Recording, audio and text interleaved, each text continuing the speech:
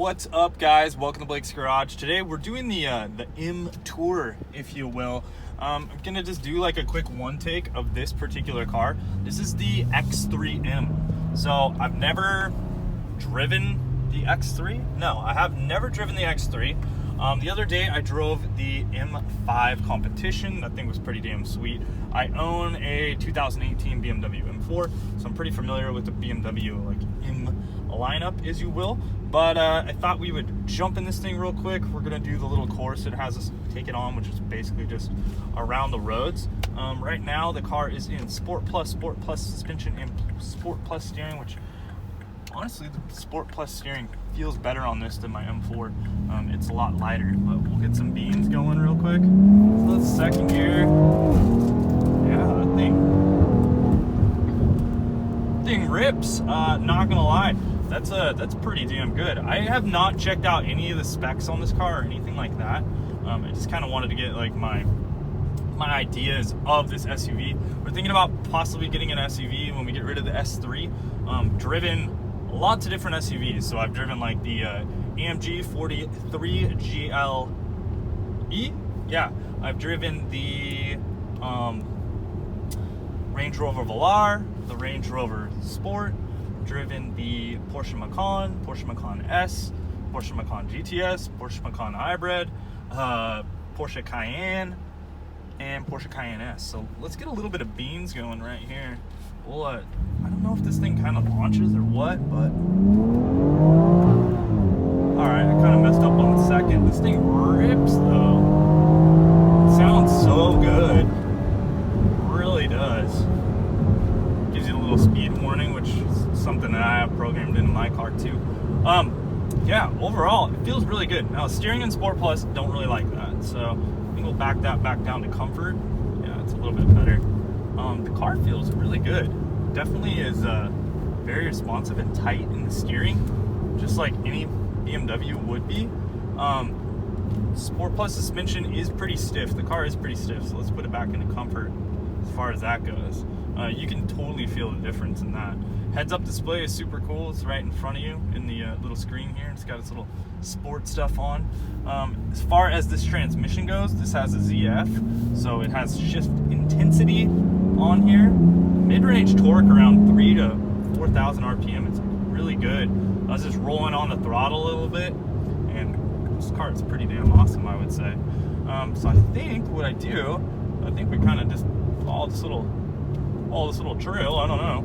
I wasn't really looking at the nav here, but let's get a little bit of an idea. The seats are really, really good. The side bolstering is honestly better than my M4. It feels really, really nice. I like the stitching and the styling of the seats. It does look like the brown does transfer a bit of like fabric, if you will. It looks like there's some like jean transfer, so that sometimes happens with the top grade leathers. I've noticed that with like white and sometimes the brown here. So pretty dang cool. Overall, the interior, it's got the two-tone, very nice wheel with the M stitching on here. I do like the styling of the wheel. Looks like it's heated as well. You got the M1, M2 buttons up here. We'll pop back on M2. A lot of people think that like that means, oh, it's like full balls to the wall mode. You can actually program these buttons to however you would like. So yes, that's, you know, dependable as to what you want to do. So it looks like it's wanting us to get on the freeway real quick, which is cool. Comfort mode is very, very nice. Car does have a little bit of road noise, a little bit more than I would expect, honestly. I think it's because of the bigger wheels that this car most likely has and the sporty tires. So it does give a little bit more of that sporty and aggressive feel. We're on full comfort right now. But overall, it cruises good. Being in comfort, still in comfort mode, it comes alive. The tranny will hang. That's even in the comfort mode with this trans. So BMW does a really good job with programming stuff like this. I always think they just do a really good job of their transmission programming and all that stuff, just like how Porsche does. But this is a torque converter ZF, like I was saying. It's not a dual clutch like a PDK system would be. All right, so we're gonna rip around this corner real quick, getting onto the freeway. Feels very flat. Does really come alive. merge is amazing, obviously, because it's got that 502, 503 horsepower. The thing really comes alive. It's pretty awesome, and the cornering was super flat on this. So we do have quite a bit of traffic today. The car needs Euro mirrors. Does not have Euro mirrors. It's an option you guys can do. Trade them out to the wide style. You see a lot more of the freeway. For whatever reason in the US, they give us these crappy mirrors. So if you get the Euro spec ones, you'll like be able to drive like a BMW driver if you want, which is pretty cool. Get rid of that blind spot. Overall though, the car does feel very stiff in the sport mode. I would say, like, compared to a Porsche does definitely ride a lot better, like a Macan or a Cayman, even in the sport modes. This one just feels, I would say this does feel a little more sporty, it's like far as it being very flat and level when cornering, but it's not as easy to drive with, I would say, on the daily. Now we're back in comfort mode, and it's not too bad.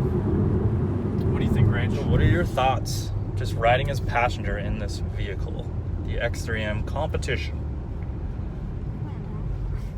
I like it. It's just, if I'm going to spend a lot of money, I'd rather buy something else. And what would that be and why?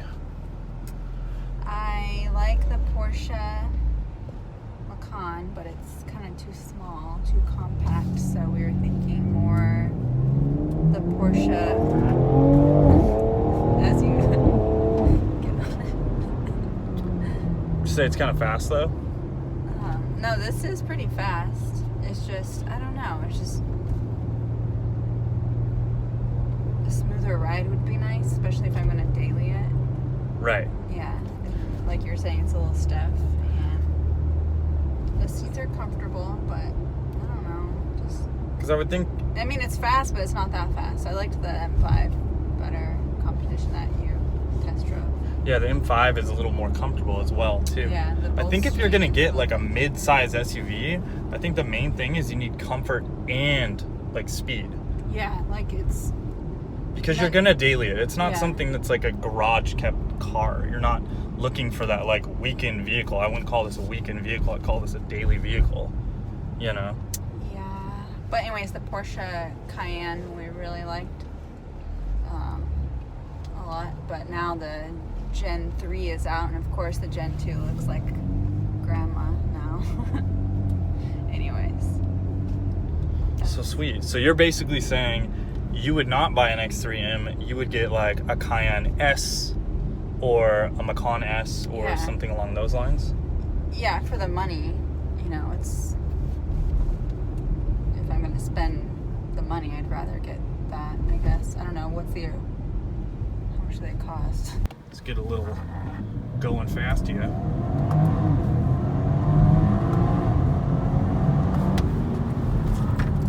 So, I mean, the thing hauls ass, obviously. Let's see. Low end, around 3,000. It really comes alive. It really does. It's pretty sweet. But below that, kind of does kind of bog a little bit. I don't know.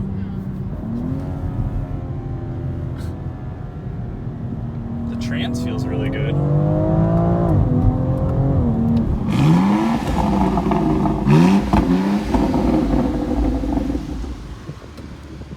Right on. Sounds pretty good.